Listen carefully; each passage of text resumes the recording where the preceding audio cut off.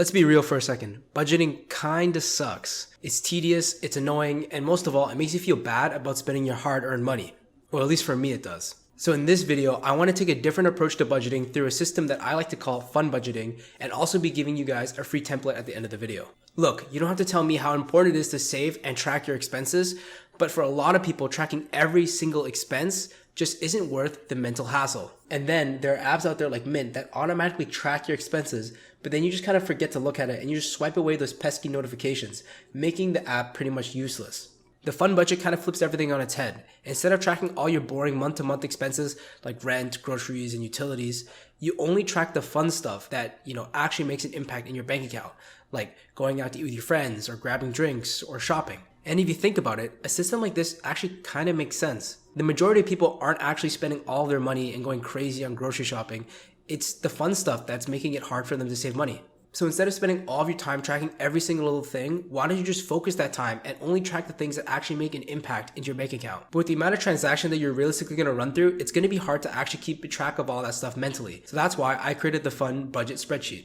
This fun budget consists of two parts, the expense tracker and the dashboard. Let's first take a look at the dashboard. At the top, there's a drop-down menu that will let you switch the months so you don't have to keep on duplicating the spreadsheet. Underneath, there are three main numbers that you see here. What your total monthly budget is, which is in the blue box, how much you've already spent, which is in this red box, and how much you have left over, which would be red or green depending on how much you've spent. Moving on, we have a pie chart that breaks up your fun budget based on category, and then a list of transactions for a quick glance. If you want a more detailed look at your spending, you can click this transactions page. What's cool about this is you can query your transactions. Say for example, I wanted to see all the fast food transactions within the month of September, you can do that. The second part of the fun budget system is the part that you're probably not going to like, the Google form. All the dashboard data is populated by a Google form that you have to manually fill out every single time you buy something. And before you say it, yes, I know this sounds like a lot of work, but trust me, once you set it up, it actually takes very little time after you buy something. I'd say like less than 10 seconds, and then you have a full comprehensive view of how much you're spending on your fun categories. So if you want to use the fun budget, here's how you set it up. Step 1, you need to figure out how much you can realistically set aside towards your fun budget. You can do this by getting a piece of pen and paper and writing down your monthly expenses like investing, rent, utilities, groceries, car payments. You get the idea. I want to make a note though, when you get to your variable expenses like gas and groceries, I would overestimate so that you can have somewhat of a buffer. Speaking of buffers, regardless of what budgeting technique you use, you definitely need to have an emergency fund of at least 3 to 6 months saved. Now, once you set aside money for investing and living day to day, you now have what's left over and what can be allocated towards your fun expenses. Since you're not tracking any of your other spending, I would underestimate on this fun budget just so that you have, again, some sort of a buffer. Step 2 is getting the actual fun budget spreadsheet. To get your own copy of the spreadsheet, go to the link in the description, which should take you to a Google Drive folder. Right-click only the spreadsheet and make a copy. The form will come on its own later. Now you should have a Google Sheet and a Google Form in your own personal drive. Just plop those two bad boys into a folder and you can now open each of them and personalize it by adding your own spending limit and your own categories. Now, to quickly track your expenses on the go, you need to get the Google Form on your phone. You can do this by going to the Google Form, pressing send, and now you have to somehow open this link on your phone. You can either text it, AirDrop, email, or whatever.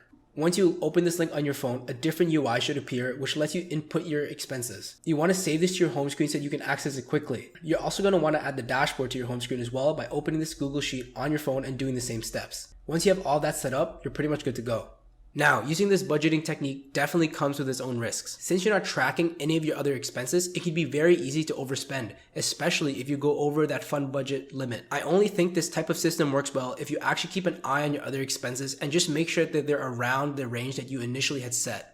I also think that having that buffer that I was talking about earlier is very important because there's always going to be, that random expense that pops up that doesn't really necessarily fit into the fun category or into the other categories that you've created. All these factors combined mean that along with having this budget, you also need to run a pretty tight ship on your finances. However, despite its flaws, I still think that the fun budget is better than nothing. The fun budget helps you remove a lot of the guilt that you have when you're spending because you've already set this money aside and you've allocated it towards having fun. However, since you're tracking this money, you can also have a better understanding of how much you're spending here and there and actually lower the amount that you're using on discretionary spending. I will say that spending money on the quote unquote stupid stuff or the fun stuff is part of life and is one of the things that will keep you sane in your journey in personal finance. I've said it before, but I honestly think that the majority of personal finance is all within your mental.